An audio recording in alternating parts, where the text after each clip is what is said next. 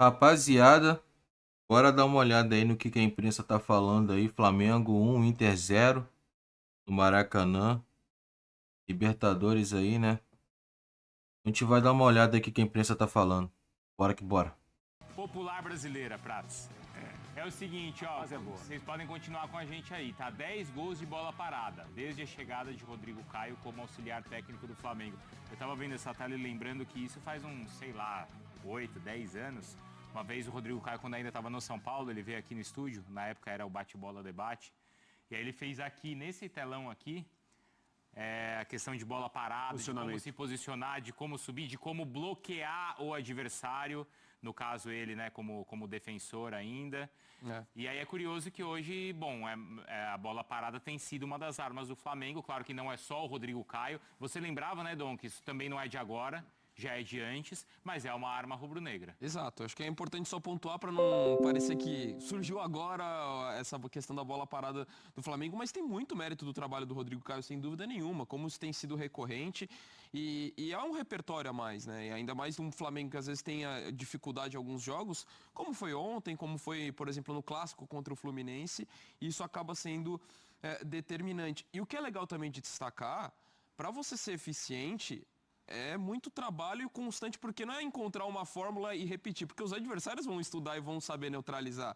Eu pego, por exemplo, o que aconteceu com o Arsenal. O Nicolas Jover, que se tornou, para quem acompanha a Premier League, ficou muito falado por conta dos gols, sobretudo de escanteio, que o Arsenal fazia. Depois de um período, o Arsenal ficou um tempo sem fazer, porque os adversários estão estudando. E assim, ele foi muito valorizado, até torcedor fez mural dele e tudo mais. Então acho que tem esse mérito também de você estar conseguindo fazer e se manter fazendo esses gols, porque os adversários acabam pegando, mas por enquanto não estão conseguindo neutralizar essa arma do Flamengo, não. Acho que tem até aquela arte que a gente pode colocar mostrando um pouquinho da jogada, porque claro que assim, chama muito a atenção, qual que é o primeiro impacto que o torcedor tem assistindo ao gol, né? Caramba, o Bruno Henrique estava sozinho. Não é que ele estava sozinho, né? Mas como acontece a dinâmica toda da jogada ali, né? Da defesa do Internacional, que é bloqueada. E aí o Bruno Henrique sobe. O Léo Pereira, ele sobe ali. Mas vocês têm que reparar muito no Alexandro, que é quem vai segurar ali o Vitão, ó. Ele não deixa o Vitão se aproximar e nesse momento, pela imagem aqui por trás, né, de baixo, vai ficar ainda mais claro aqui, olha. Embaixo como o Alexandre é quem bloqueia o Vitão, que é quem marcaria ali a bola aérea também. E quero convidar, Bruno, que na véspera do jogo, né, os nossos companheiros do Data ESPN, cada um traçou, né, como que Inter e Flamengo poderiam chegar aos gols, né, e eles falaram muito da bola parada do Flamengo, né, também traçando como seria a marcação do Inter, possivelmente a marcação do Inter, como o Flamengo sabia jogar dessa maneira e tinha uma jogada muito forte, né. Já fez gol com o Léo Ortiz assim, já fez gol com o Léo Pereira assim, fez gol com o Bruno Henrique ontem assim. Então a gente pode citar as duas situações. O Inter que tem tido dificuldades na bola pelo alto, na própria área, e o Flamengo que tem sido um time de muito bom treinamento, de muito bom aproveitamento em bolas paradas assim, que definem jogos. Isso define não só o jogo de ontem, pode definir campeonato, título, ainda mais em jogos que tem pouco espaço, muito marcados. Bola parada tem um peso muito grande. O Flamengo, vocês entendem que tem sido uma das armas e as vitórias têm sido ajustadas, né? Ele deveria mostrar mais que isso ou não? Faz parte de jogos equilibrados e de uma competição equilibrada? Não, eu acho que está no pacote. Eu acho que esse equilíbrio está no pacote e eu destacaria, Bruno, como é difícil fazer gol no Flamengo. É um time que tem um poderio defensivo que tem chamado muito a atenção. É um time que o Rossi não trabalha tanto assim.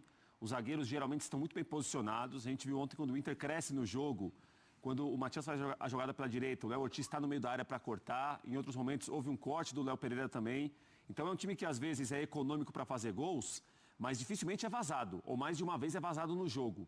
E isso é uma grande notícia para o jogo da volta no Beira-Rio, que deve ter um outro cenário. O Inter possivelmente não vai ter o tipo de jogo que teve no primeiro tempo. O Alan Patrick e o Matias eram muito adiantados, quase não participaram do jogo. Era uma preocupação do Roger de ter muita gente para marcar na intermediária, no próprio campo também. Jogo da volta é uma outra conversa, uma outra história, mas defensivamente é um Flamengo que se comporta bem.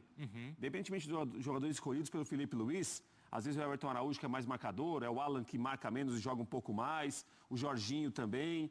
É um time que, para fazer gol no Flamengo, é difícil. Não é uma missão das mais fáceis, não. Assim, acho que tem que ser feito algumas considerações. primeiro começo do trabalho, o Flamengo do Felipe Luiz ganhava e dava show. E acho que o torcedor se acostumou com isso e exige isso.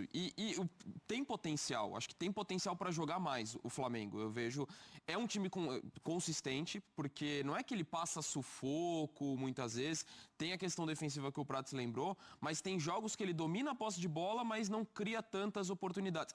Por exemplo, ontem. Acho que pelo domínio que ele teve, de controle do Inter não conseguir sair do campo de defesa, a gente fala de 2 defesas do Rocher, ambas nos chutes do Luiz Araújo, mas não foi uma quantidade elevada de finalizações. No segundo tempo foram só 2 finalizações. Como foi, por exemplo, lembra do Brasão contra o Cruzeiro? Exatamente. 30 minutos. Então, assim, eu acho que o Flamengo tem condição de produzir mais, mas acho que também tem que fazer essas considerações. Primeiro, não é que o time tem jogado mal, tá sofrendo.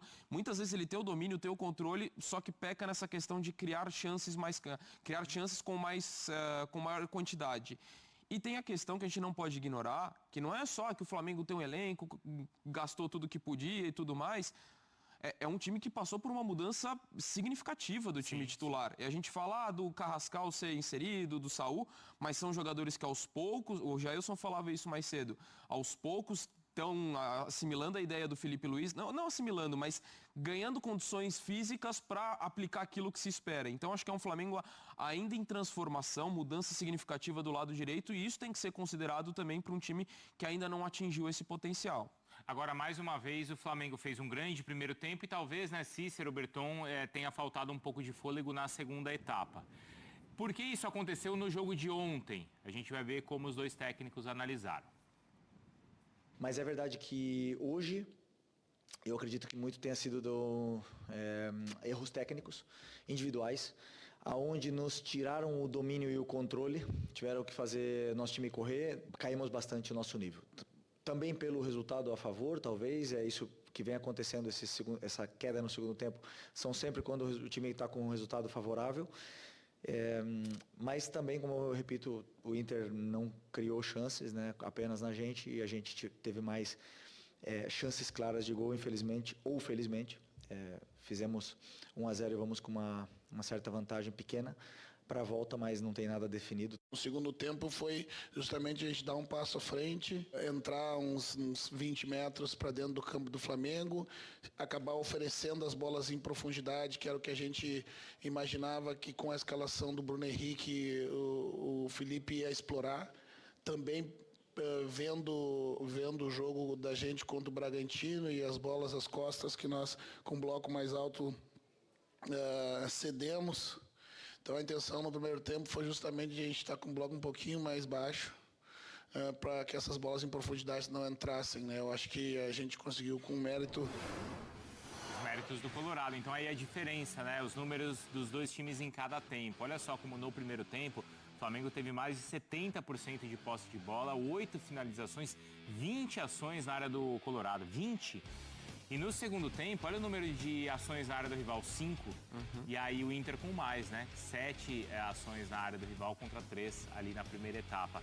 É um jogo bem diferente. E aí, Cícero e Berton, como é que repercute, como é que não só repercutem os números, mas também a atuação? Isso é mais mérito de um Internacional que soube reequilibrar a partida, ou é o Flamengo que no segundo tempo dos jogos tem tido esses problemas, Cícero? Olha, eu vou até levantar uma questão aqui, antes do Berton falar, que depois vocês podem analisar aí. Eu estou curioso para saber o que o Felipe Luiz vai fazer no segundo jogo no Beira-Rio, porque tem um jogador que vai voltar, que é aquela liderança técnica, né? Ele é o carimbador. Todas as bolas passam por ele, que é o Arrascaeta. E como é um jogador com muita qualidade, muda completamente a situação para o Flamengo. Fica até a dúvida, no lugar de quem que o Arrascaeta vai entrar. Eu não vou me surpreender se ele não começar o segundo jogo sem o Bruno Henrique e sem o Pedro, deixando o Arrascaeta ao lado do Luiz Araújo e também do Plata. Que aí é um time muito mais envolvente, que eu acho que faltou isso no segundo tempo. Mais toque de bola, mais envolvimento do ataque do Flamengo. Eu acho que o Arrascaeta muda completamente esse perfil para o segundo jogo. E é uma atenção que o Inter vai ter que ter maior. Eu participei da zona mista, claro, entrevistei jogadores do Internacional, mas acompanhei o Pedro ali repercutindo com os jogadores do Flamengo e muitos falaram sobre isso, né? O próprio Léo Pereira falou sobre essa queda do Flamengo no segundo tempo. O time tem tido uma queda vários jogos também no Campeonato Brasileiro, na segunda etapa de rendimento, enfim, que é algo que o Flamengo vai ter que ter um pouco mais de atenção. E eu não vejo pelo lado do Internacional uma mudança de jogadores ou pelo menos tática. O Inter vai ter que ter uma mudança realmente de postura jogando em casa. Muito mais atenção, porque o Flamengo vai ter, como você falou, o Arrascaeta, que é o pensador do time, uma tensão muito maior no meio-campo, mas vai ter que se expor. E se expor contra um time contra o Flamengo, abrir a guarda contra o Flamengo, pode ser fatal. O Flamengo pode até fazer mais gols dentro do Beira-Rio. Então vai ser um jogo muito estudado pelo Roger também a respeito disso. Não descuidar o setor defensivo, onde foi muito bem no Maracanã, mas vai ter que abrir mais dentro do Beira-Rio, até porque a torcida vai exigir isso. E aí a coisa pode facilitar um pouco também para o ataque do Flamengo. E essa é uma questão. Lembrando que, cara, por mais que eu acho que o Flamengo ainda tenha um elenco bem favorável, né? Mas assim, a gente tá no dia 14 de agosto, né? Oitavas de final indo para quartas da Libertadores, né?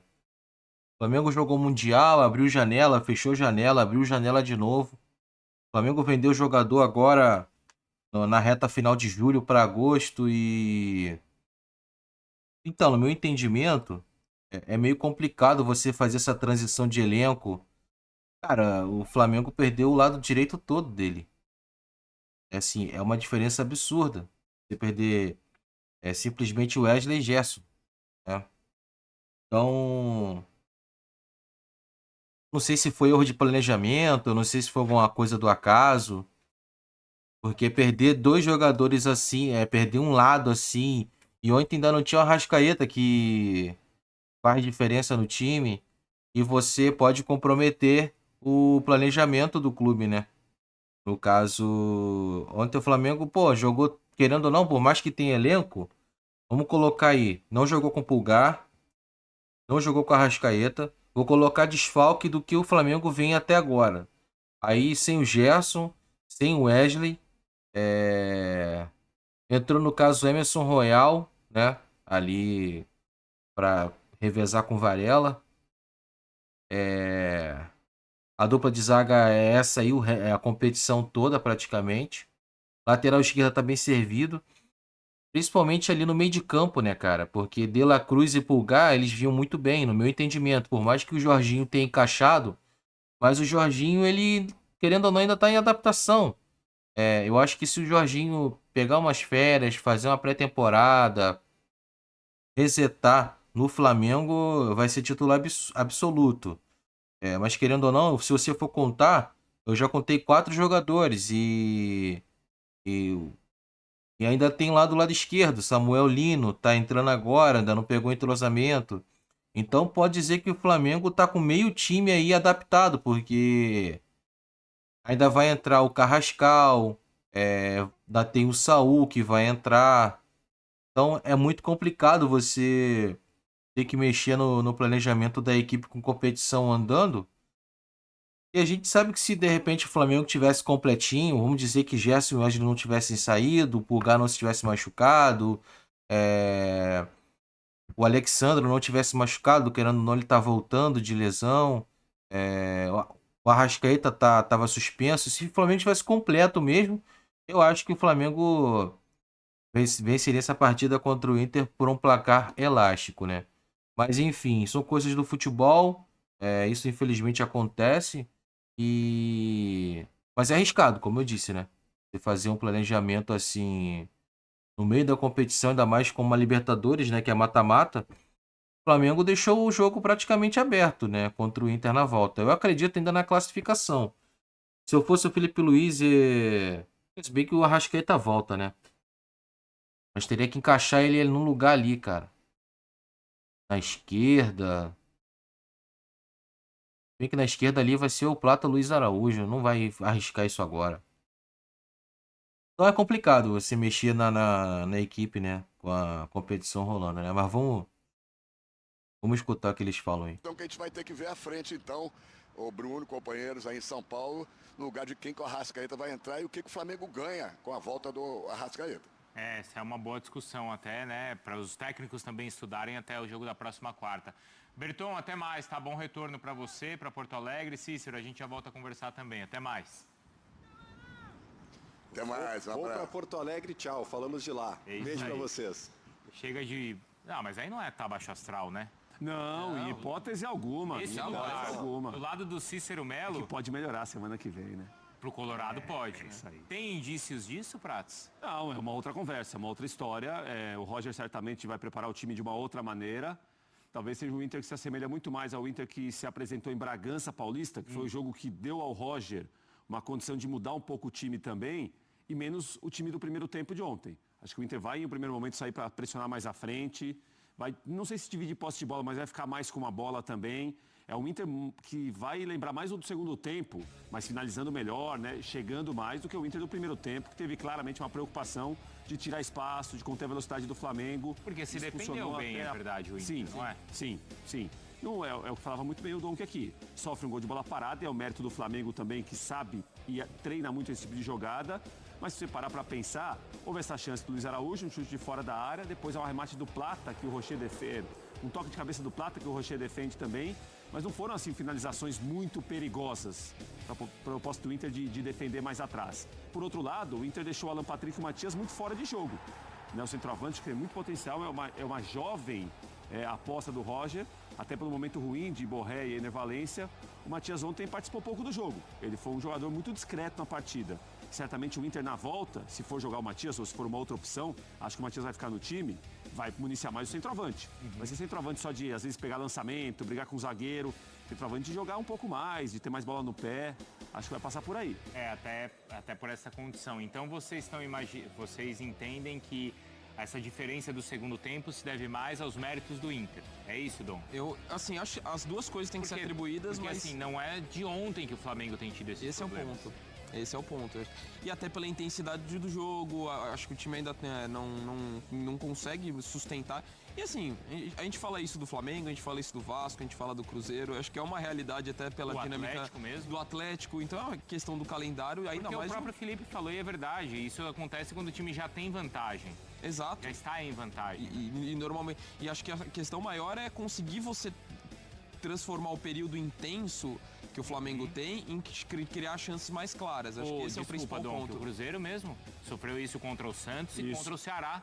Isso. Exato. Acho que é um ótimo reflexo. E o Flamengo até tem a questão a mais de todo o desgaste, de Mundial e tudo mais. Então, isso acho que tem que ser considerado. Por isso que, lógico, não é normal, não dá para normalizar e falar que tá tudo bem essa queda de um tempo para outro. Você precisa encontrar alternativas, ainda mais quando você tem um elenco que você coloca Cebolinha, Quando coloca... você tem esse elenco não era pra ter, né? Então, eu acho Agora que... você falar do Atlético que tem problemas no elenco. Então acho que você tem que pontuar as duas coisas, assim, ok, não dá pra normalizar, sim, aí são exemplos mais drásticos, não dá pra você normalizar essa queda, mas também dá pra você entender parcialmente porque isso acontece, mas colocando isso, acho que tem muito mérito do Inter, de sair numa situação de um time tecnicamente mais forte, que consegue fazer as alterações e ainda ter muita qualidade técnica, e você tem essa melhora ao longo da partida. Então acho que dentro do cenário do jogo, acho que é mais elogios ao Inter do que críticas ao Flamengo. Porque olha, teve o jogo de ontem.